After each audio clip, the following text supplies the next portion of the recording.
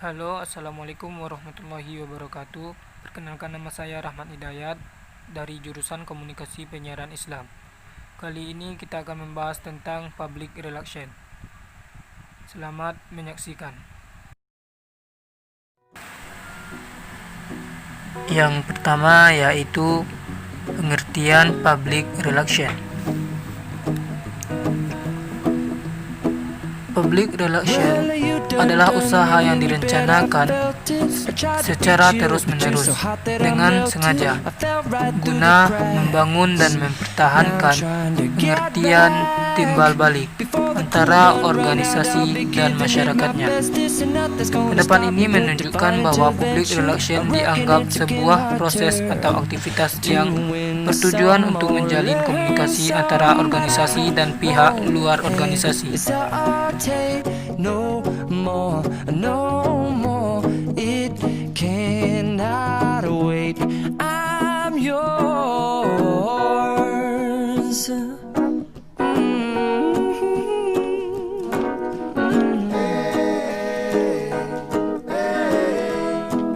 Yang kedua yaitu seorang public relation memiliki tugas-tugas pokok, yaitu look into your heart and you'll find love, love, love, love.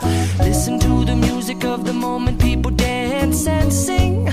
We're just one big family, and it's our God-forsaken right to be loved. Love, love, love, love. So I won't hesitate.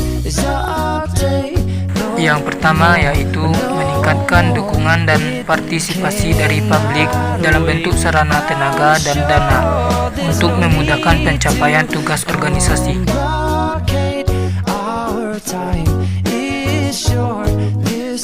Yang kedua, menciptakan rasa tanggung jawab dari masyarakat akan keberlangsungan program organisasi secara efektif dan efisien.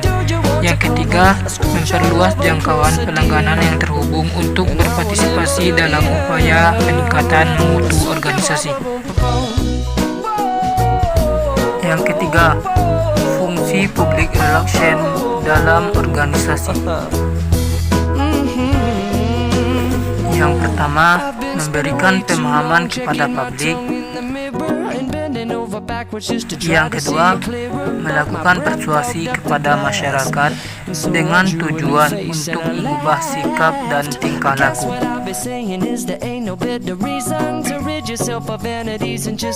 Yang ketiga, berupaya untuk menyatukan sikap dan perilaku publik agar sesuai dengan sikap dan perbuatan lembaga atau sebaliknya. No more, it cannot wait. I'm yours. Open up your mind and see like me. Open up your plans and damn, you're free. I look into your heart and you'll find that the sky is yours. So please don't, please don't, please don't. There's no need here to complicate, 'cause our time is short. This is our fate. I'm yours.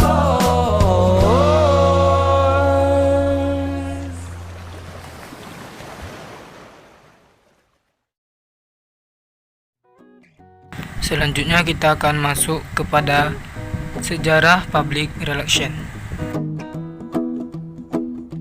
Kronologi perkembangan public relation di negara-negara barat, yaitu pada abad ke-19. Public relation di Amerika dan Eropa merupakan program studi yang mandiri, didasarkan pada perkembangan iptek. Pada 1865 sampai 1900, publik masih dianggap bodoh, dan pada 1900 sampai 1918, publik diberi informasi dan dilayani.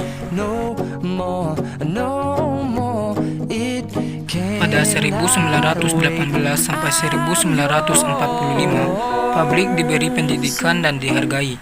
1925, di New York, public relation sebagai pendidikan tinggi resmi.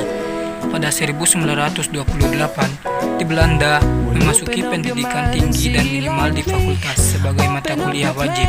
Di samping itu, banyak diadakan kursus-kursus yang bermutu. Listen to the music of the moment, people dance and sing. We're just one big family, and it's our God-forsaken right to be loved, loved, loved, loved, loved. So I won't hesitate. Pada 1945 sampai 1968, publik mulai terbuka dan mengetahui banyak. 1968 di Belanda mengalami perkembangan pesat, lebih ke arah ilmiah dikarenakan oleh penelitian yang kontinu. Di Amerika, perkembangan lebih ke arah bisnis. Pada 1968 sampai 1979, publik dikembangkan di berbagai bidang. Pada tahun 1979 sampai 1990, profesional atau internasional memasuki globalisasi dalam perubahan mental dan kualitas. Pada tahun 1900 sampai sekarang, yang pertama, perubahan mental, kualitas, pola pikir, pola pandang, sikap, dan pola perilaku secara nasional atau internasional. Yang kedua, membangun kerjasama secara lokal, nasional, internasional. Yang ketiga, saling belajar di bidang politik, ekonomi, sosial, budaya, iptek sesuai kebutuhan era global atau informasi.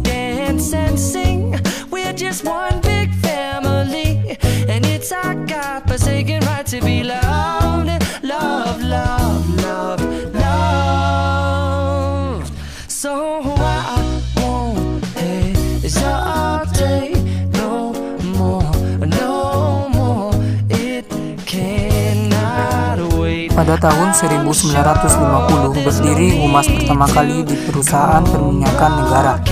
Pada tahun 1954, secara resmi Humas ditetapkan pada jajaran kepolisian. Pada tahun 1970, dilanjutkan di berbagai instansi pemerintah dan perusahaan swasta. Public relation atau hubungan masyarakat mempunyai dua pengertian.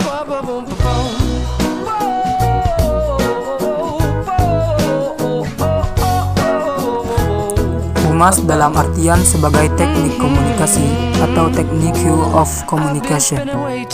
Checking my tongue in the mirror and bending over backwards just to try to see it clearer, but my breath fogged up the glass, and so I drew a new face. Humas sebagai metode komunikasi atau method of communication.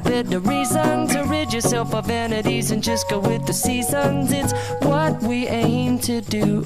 Our name is our virtue, but I won't hesitate no more, no more. It cannot wait. I'm yours. Membagi perkembangan public relation di Indonesia dalam 4 periode. Periode pertama pada tahun 1962. Secara resmi pembentukan Humas di Indonesia lahir melalui Presidium Kabinet PM Juanda yang menginstruksikan agar setiap instansi pemerintah harus membentuk bagian atau divisi Humas. Periode kedua tahun 1967 sampai 1971. Serta melakukan pembinaan dan pengembangan profesi kehumasan. Pada periode ini ditentukanlah Badan Koordinasi Kehumasan. Tata kerja badan ini antara lain ikut serta dalam berbagai kegiatan pemerintah dalam pembangunan. Periode ketiga pada tahun 1972 sampai 1993. Periode ini ditandai dengan munculnya public relation kalangan profesional pada lembaga swasta umum. Pada periode 4 tahun 1995 sampai sekarang, periode ini public relation berkembang di kalangan swasta bidang profesional khusus.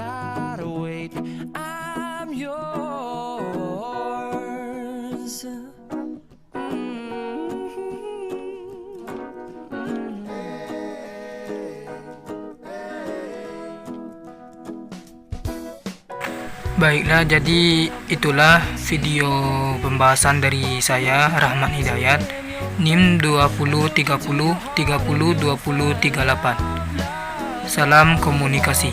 Listen to the music of the moment, people dance and sing.